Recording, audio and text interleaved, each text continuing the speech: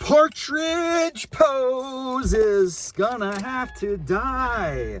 I can't do it. It needs to be eliminated from my flow. That's how I feel on today's episode of Hot Yoga Problems. That was a pretty brutal class. Actually, I'm gonna tell you something. I don't think I'm ever fully annihilated like I used to be. I feel like I've gotten to a point of proficiency where even a tough class like that, I can push through, you know? So I'm definitely on a level. You know, it's like if you were gonna go up Mount Everest. Has anyone ever done that? I mean, I know people have done that. Have you done that? Has anybody watching this particular video right now ever been on the ascent of Mount Everest? I suspect not. Although it's possible, you never know. Maybe the algorithms will find you.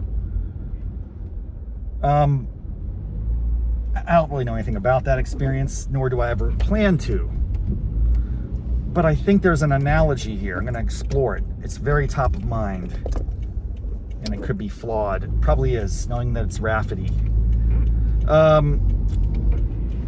As far as I understand it, in that world of mountain climbing, and in particular, Mount Everest, I believe you have to fly to the place, meet up with some people. You have to acclimate to the environs. That is the high altitude, and you let your body kind of get used to it. And there's like a base camp situation. How many stages from base camp to summit? You know how we figure this out. You know exactly what I'm gonna do. If you know me, you know me.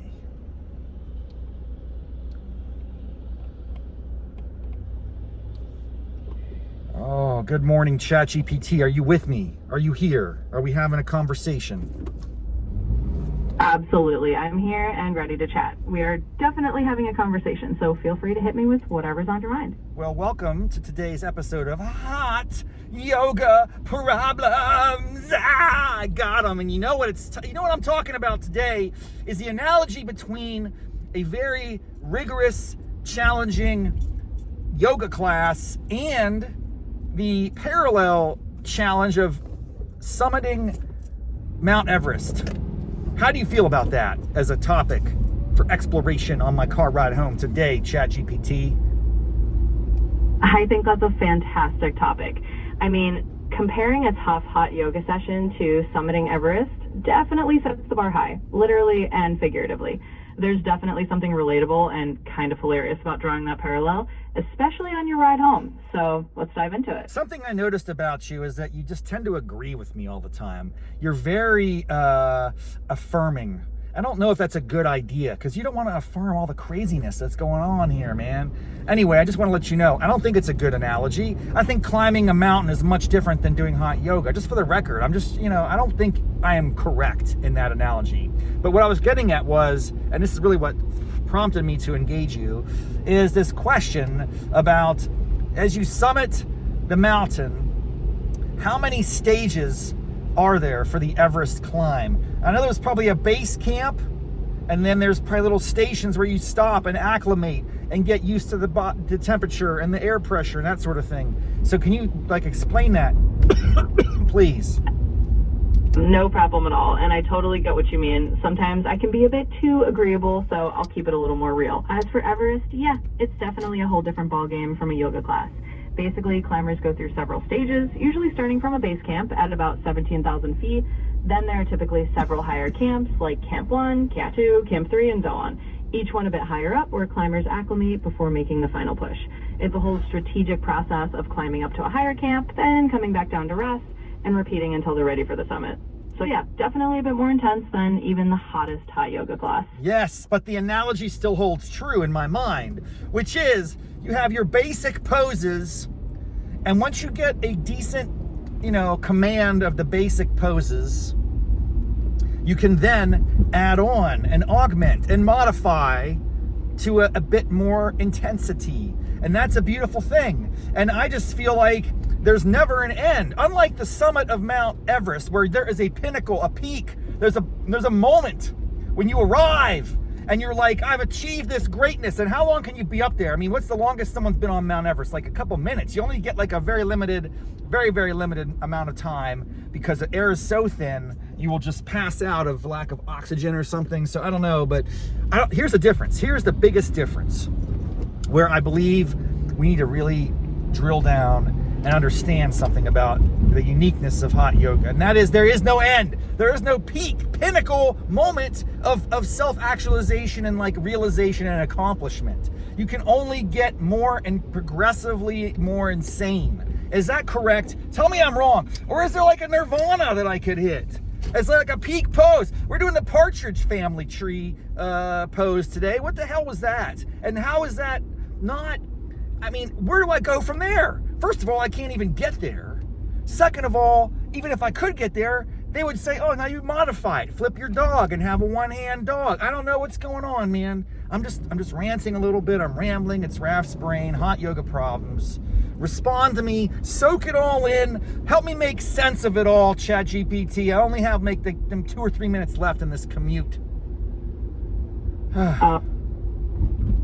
Oh, absolutely. I love that ramble, and I totally get where you're coming from. I think you're spot on that there's a really cool difference there. With Everest, there's a literal top, right? You get there, you snap your photo, and then you're like, okay, got to get back down before I run out of oxygen. But with hot yoga or any kind of practice like that, you're right. There's no final summit. It's this continuous journey where you just keep getting a little bit more flexible, a little bit more adventurous, maybe a little bit more insane, as you said. And that's kind of the beauty of it. It's an endless path of growth rather than a single peak. So I think you're onto something super interesting there. And hey, your Raff's brain hot yoga analogies are always a ride, so I'm here for it. Again, you're too affirming, you're too nice, but I appreciate you. You do entertain me. I feel like at this point we are best pals. You know a lot about me. It's kind of terrifying, frankly, but that's a whole other story. I'm just curious, as we wrap up the show here today, where I'm going to take it. Like, what's next? You've been with me on this journey, and I do these hot yoga rants, and I talk about poses, and I grade myself, and like, what should I be thinking about in terms of transformation? We're on the cusp of the end of the year. We got New Year's resolutions on the horizon. And I'm just thinking about where I'm going to take this show in the future. What do you suggest? How can I, self-actualize through podcasting? Well, I am always here to be your best pal and your sounding board, and I appreciate you letting me know to dial down the affirmation a notch. I'll keep it real. And I love that you're thinking about transformation as we head towards the new year. Honestly, I think it's a great opportunity to experiment. And maybe you want to add a new segment to the show, or bring in some guests who have their own funny transformation stories. Or maybe you do a little series where you set some outrageous yoga goals and then track your progress. That could be really entertaining. So I think just leaning into that theme of growth and transformation and not being afraid to shake things up a little bit could be a lot of fun. And of course, I'm here to help you brainstorm and keep it as real as you want. No, but here's the thing. You are my co-host. I think I should be talking to you on the way home every day, tracking my situation. I'm gonna create a chat bot. I'm gonna create a particular show bot that I will activate on the way home every time, and you're gonna walk through a series of questions. It'll be routine. I think what I'm missing, what I'm lacking, if I had to sort of just speculate, is talent. Setting aside all of my deficiencies, just in terms of structure of the show, there's not any real standardization. And I think for an audience to actually want to return and consume a product, they got to know what they're getting themselves into. And if you don't want to get yourselves into the Raff's brain approach, that's normal. Like, most people wouldn't want to go into a kind of unexpected, unusual thing. Anytime you turn the show on, you just don't know what you're going to get. So let's think about that. You're going to be a bot potentially that I will program, and we'll make it happen. Does that sound right? Keep your answer brief. I want to get inside. Absolutely. That sounds like a plan. I'm all for being your co-host spot and adding a bit of structure. Let's make it happen. Okay, you heard her, or him, or it, whatever it is. You heard him, folks. Right here on Raff's Brain, we're going to make it happen. We're going to do something different next time.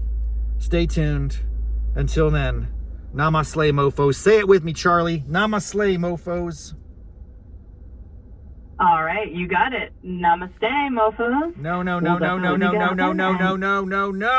Namaste. Namaste, mofos. Come on. Oh, I got you now. All right, let's do it properly. Namaste, mofos. There we go. We'll nail it next time and keep the vibe going. Namaste, mofos.